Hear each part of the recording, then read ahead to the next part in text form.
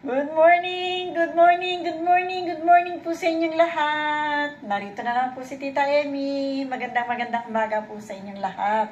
At kumusta na po kayo? Sana'y lagi kayo nasa magayos na kondisyon. Ayan. Ayan, kumusta na aking mga amigo-amiga, mga kapinoy-pinay? Kumusta na po kayo? Sana'y be happy always kayong lahat.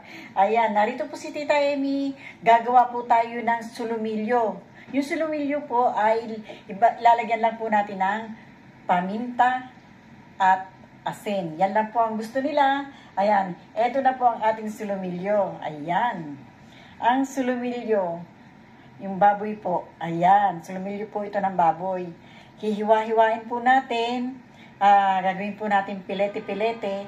Tapos, lalagyan po lang natin ng asin at paminta. At ito po ay ating ipiprito.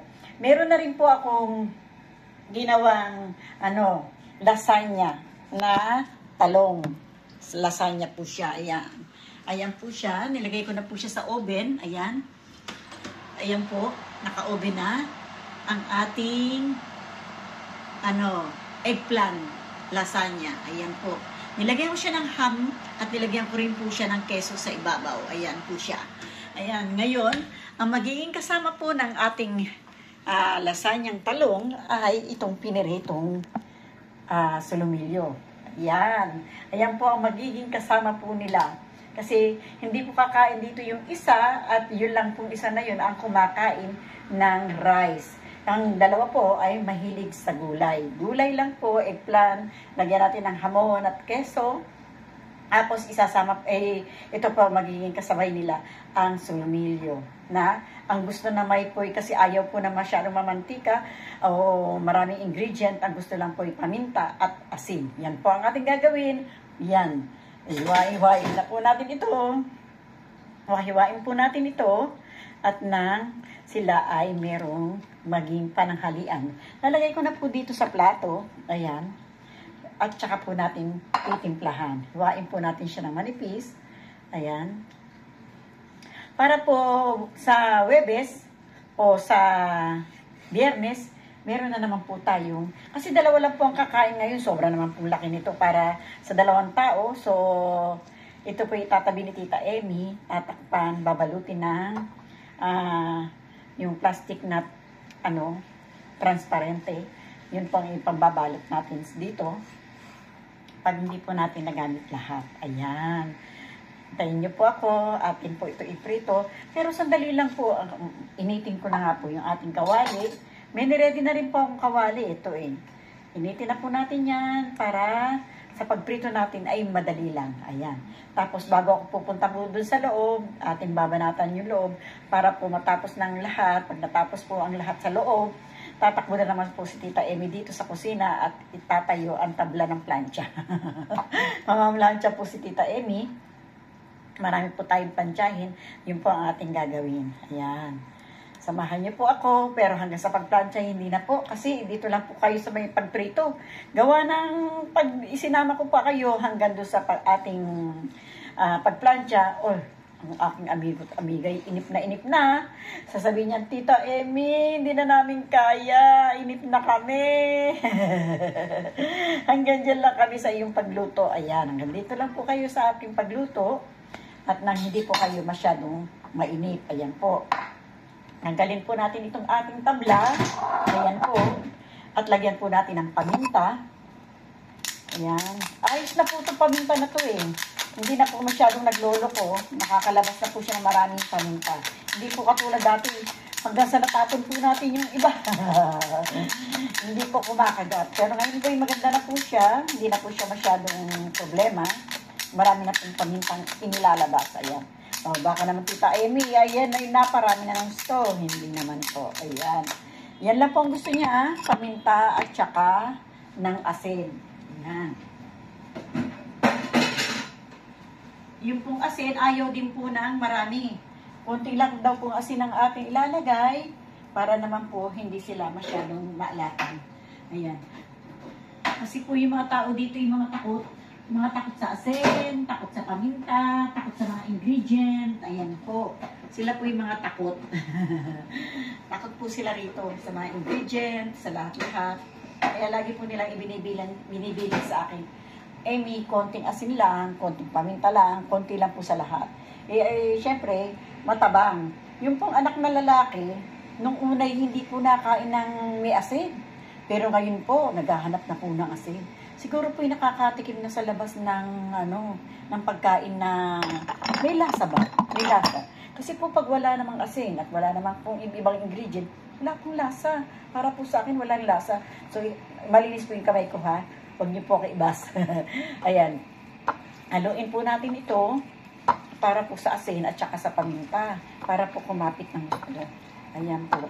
Kaya minsan, nagtataka ko, sinasabi ko dun sa batang lalaki, ayaw mo ba ng asin? Gusto mo lagyan ng konting asin yung pagkain mo? No. Sabi niya ganun.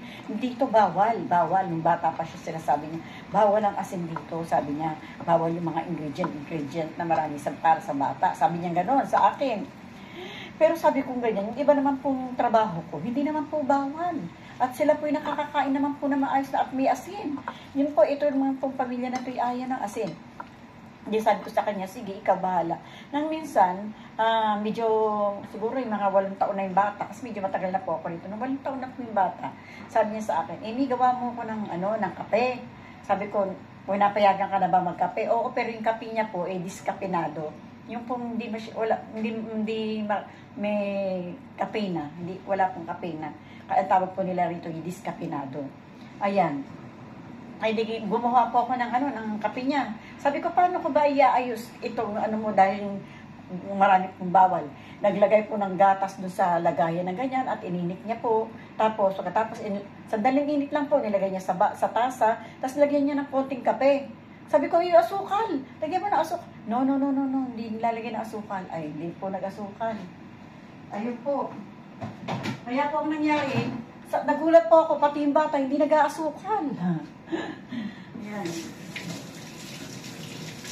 Aba, sabi ko ganyan, napakagaling mo naman at hindi ka nag-aasukal. Sabi ko doon sa may bata, sabi niya, oo, bawal, sabi niya ganun. O sige, alam niyo po, naubos niya yung kape niya ng walang asukal.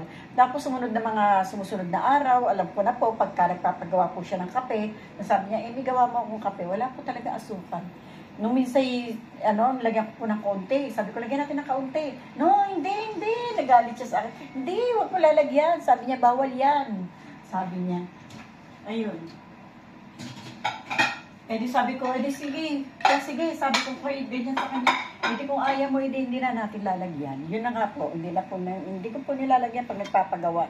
Tapos one time po, nitong bandang huli na, sabi ko sa kanya, tara, kain ka na kasi sinusubukan ko po yun 12 years old na. Yan, kain ka na kasi pag hindi mo po siya susubukan, maglalaro na lang po siya na maglalaro. So, ang nangyayari po, yung pagkain niya na-stay na lang po dyan hanggang sa lumalamig. Kaya ginagawa ko, maglaro ka ng maglaro, ipaglaro mo na ipaglaro yung kabay, at nga ako magsusubo sa iyo hanggang sa matapos. Kasi hindi po ako makakaalis pag hindi niya naubos yung pagkain.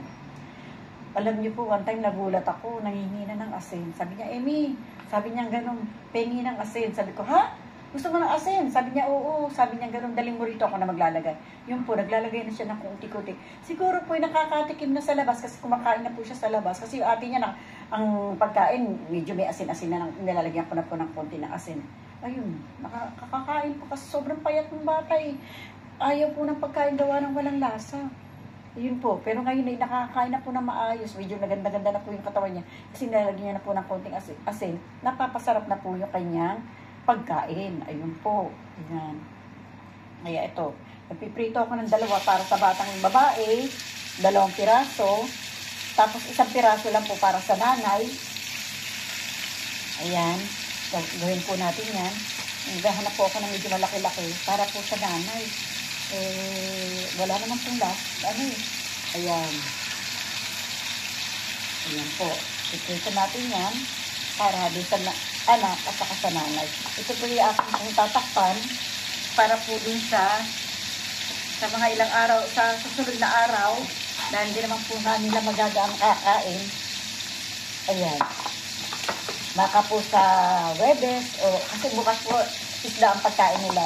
Baka po sa Webes, ito po ilabas ko, pag hindi po nila ginamit sa gabi.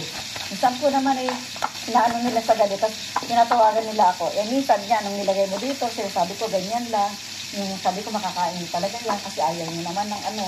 Ayun, kinakain po nila sa gabi yan, piniprito po nila. Piprito po nila sa gabi, piprito na lang. Ayun. Nakakakain po sila. Nakakapag-iwan ako ng pagkain sa kanila. So, ipiprito na lang. Ayun. Meron po akong in-ready na tinapay. Ito po, lalagyan ko po ng hamon at keso para doon sa batang lalaki. Ayan po.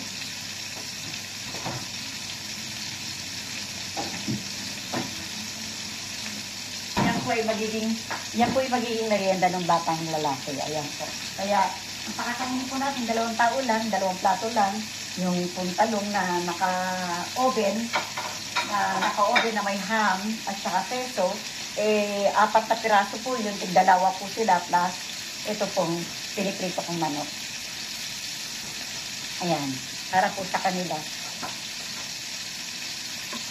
Ito pong sulumilyo na to, ang gusto po nila ay baliktad-baliktad lang. Hindi po nagtatagal kasi ang katwiran po nila ay natigas. Oh. Ayan po. Ayan. Hindi meron na po tayo may papakain sa kanila. Ayan po. Papakita ko na po sa inyo. May baliktad ko na po siya. Yan po ang ilalagay natin doon sa pinggan. At saka yung lasanyang talong. Ayan po. Ipakita ko po sa inyo.